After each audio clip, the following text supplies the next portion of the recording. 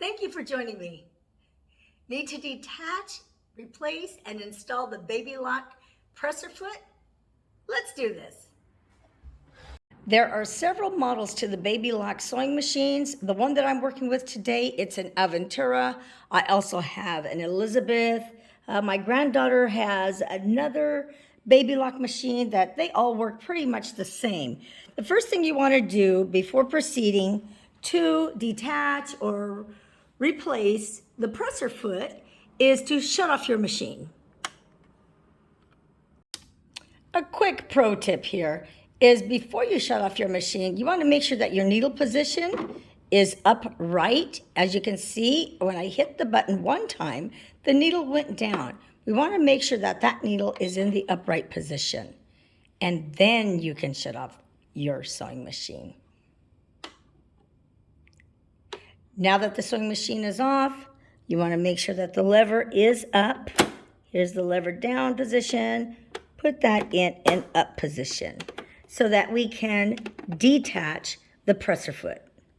Next thing is, in order to detach the presser foot, on the side here is a black push button. Okay, you'll hit that, push that black button, and if you can see, that presser foot just released. I'm holding my camera, it's a little bit cumbersome. Anyhow, there is your presser foot. Now, let me tell you about the presser foot. The presser foot is not just a foot. It also has its toes. That's its toes right there. And its toes, the nice thing about the Babylock machines is the center part of the toe is clear so that you can see your thread as you're moving along and a little bit of your fabric. So that's just a little tip there as well. So just set that presser foot off to the side if you are replacing it with another presser foot, like let's say a buttonhole presser foot, a zipper presser foot. Let's see, I think there's also a hemming presser foot, but that's for another tutorial. In this tutorial, I am now going to show you how to attach the presser foot and put it back in its place.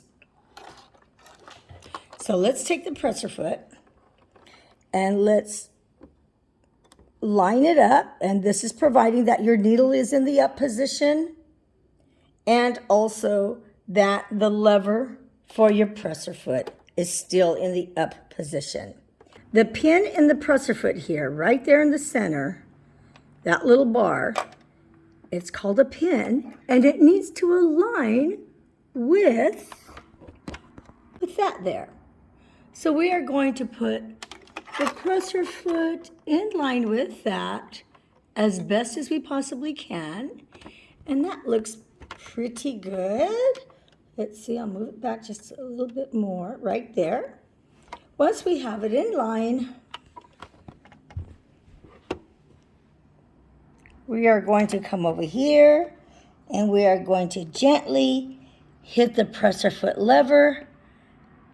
Gently and carefully. Make sure it's in line right here in the front too, so it can snap in place. Let's see if it snaps in place here. It looks like it's pretty good. Voila!